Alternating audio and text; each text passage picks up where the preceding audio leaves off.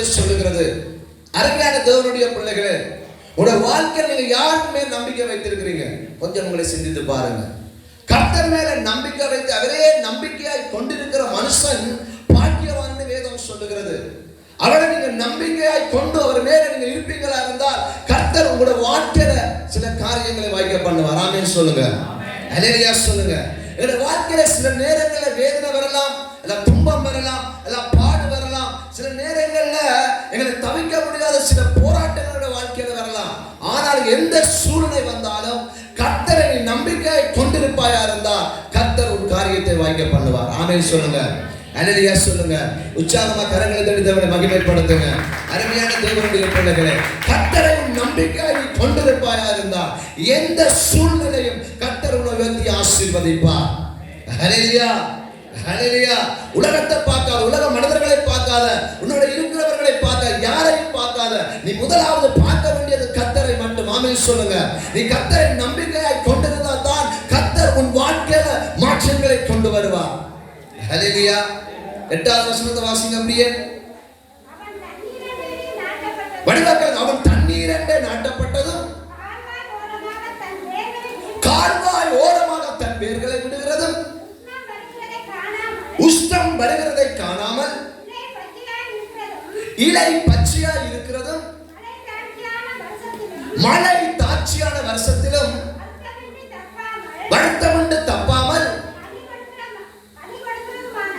கனி கொடுக்கிறதுமான மரத்தை போல் இருப்பான். ஆமென் சொல்லுங்க, ஹல்லேலூயா சொல்லுங்க. அப்ப யாரை நம்பினால் நீங்கள் கனி கொடுப்பீர்கள்? யாரை நம்பினா கனி கொடுப்பீங்க? கர்த்தரை நம்பினா.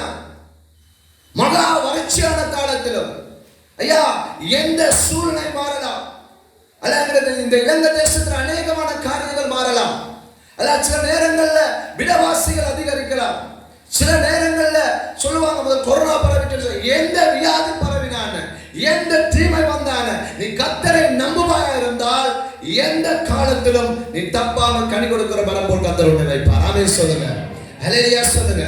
அப்ப இந்த கனி கொடுக்கிற மரம் எங்க இணைக்கப்படணும் என்றால் சரியான நீரூற்றில் இணைக்கப்படுகிற பொழுதுதான் அந்த மரம் எந்த வறட்சியான காலத்திலும் அது கனி கொடுக்கும். ஆமென் சொல்லுங்க, ஹல்லேலூயா சொல்லுங்க. நீரூற்றென்றால் உனக்கும் தேவனுக்குமான இருக்கிற உறவான நீரூற்று. நீ தேவனோடு நீரூற்றில் அந்த இடத்திலே உன்னை நீ நீரூற்றில கொண்டு இணைக்கிற பொழுதுதான் கர்த்தர் உன்னை உயர்த்தி ஆசீர்வதிப்பார். ஆமென் சொல்லுங்க, ஹல்லேலூயா சொல்லுங்க. நீங்க போய் பார்க்கிறோம்னால் இந்த மலையாள தொங்கல் அந்த ஆத்துல போய் பாருங்க, அநேக மதுர மரங்கள் இருக்கிறது. அந்த மதுர மரத்தை நீங்க உப்பவும் போய் பாருங்க. மகா வறட்சியான காலத்துல சில நேரத்தில் வாய்க்கால நீரே இருக்காது, ஆனா அந்த மரம் எப்பொழுதும் பச்சை பசிரண்டு இருக்கும். ஆமென் சொல்லுங்க, ஹல்லேலூயா சொல்லுங்க. ஏனென்றால் அந்த மரம் என்ன செய்யறா தனக்கேற்ற நீரூற்றில கொண்டு தன் வேரை இணைக்கிறது.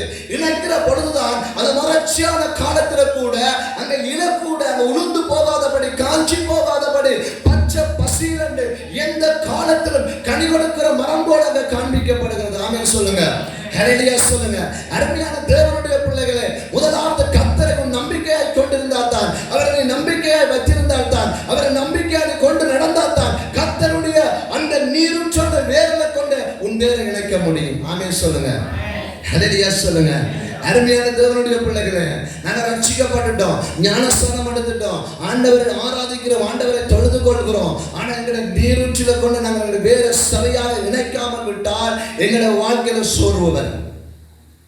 ஹல்லேலூயா, ஹல்லேலூயா. ஆண்டவரான அந்த நீரூற்றில கொண்டு எங்களை வேர்களை இன்னும் பின்னு நீங்க பிணைக்காம விடுவீர்களா இருந்தால் சில நேரங்கள் எங்களுடைய வாழ்க்கையில வருகிற சில போராட்டங்கள், நிந்தைகள், அவமானங்கள், வேதனைகள், துக்கங்கள், கவலைகள் என்ன செய்வோம்னா நாங்கள் சோர்ந்து போய் விடுவோம். ஹல்லேலூயா, ஹல்லேலூயா. அந்த 8வது வசனத்தை திருப்பி வாசிங்க சத்தமாக.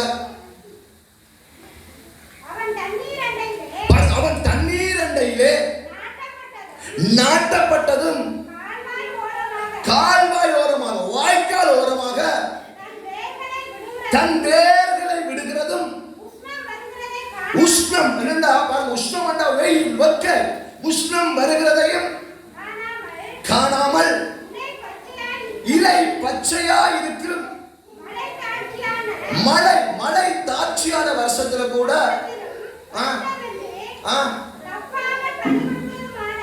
தப்பாமல் கனி கொடுக்கிறதுமான மரத்தை போல் இருப்பாங்க. ஹல்லேலூயா, ஹல்லேலூயா. அப்ப எங்கட வேற என்ன இணைக்கப்பட வேண்டும்?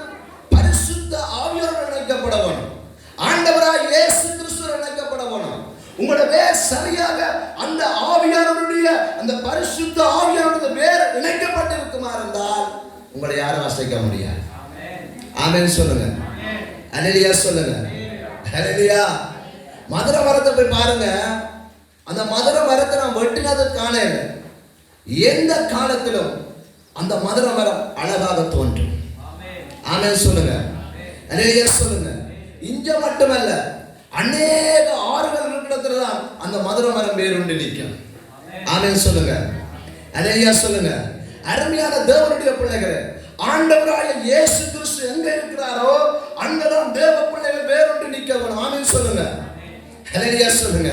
நீ வேறுண்டுவா இருந்தா உன்னை யாரும் வீழ்த்த முடியாது. ஆமென். எடுத்து வாசிங்க சங்கீத புத்தகம் 34வது அதிகாரம் 8வது வசனம். சங்கீத புத்தகம் 34வது அதிகாரம் 8வது வசனத்தை வாசிங்க. கர்த்தர் நல்லவர் என்பதை ருசித்து பாருங்கள். அவர் மேல் நம்பிக்கையா இருந்து இருக்கிற மனுஷன் பாக்கியவான். ஹல்லேலூயா. உற்சாக கரங்களை தட்டுங்க. அருமையான தேவனுடைய பிள்ளைகளே, கர்த்தர் நல்லவர் என்பதை ருசித்து பாருங்கள். அவர் மேல் நம்பிக்கையா இருக்கிற மனுஷன் பாக்கியவான் என்று வேதம் சொல்லுகிறது. நீங்க யாரை நீங்க ருசித்து பார்க்கிறீங்க? கர்த்தர் நல்லவர் என்று ருசித்து பார்க்கிறீங்களா? அல்ல மனிதனை நீங்க ருசித்து பார்க்கிறீங்களா? அல்ல மனிதனுடைய முகத்தை பார்க்கிறீங்களா? அல்ல மனிதனுடைய பேச்சை பார்க்கிறீங்களா? அல்ல நீங்க மனிதனை நம்பி இருக்கிறீங்களா? ஐயோ மனிதன் இதை செய்து விடுவான், ஐயோ மனிதன் போல அன்பா இருந்தான், ஐயோ மனிதன் இப்ப வெறுத்து விட்டான், ஐயோ மனிதன் இப்ப வாழதில்லை, கிடைக்கிறதில்ல, பேசுறதில்ல. மனிதனை நம்புறீங்களா? தேவனை நம்புறீங்களா? ஹல்லேலூயா, ஹல்லேலூயா. அருமையான தேவனுடைய பிள்ளைகளே, கர்த்தர் நல்லவர் என்பதை ருசித்து பார்ப்பாயா இருந்தால் உன்னுடைய வாழ்க்கையில வர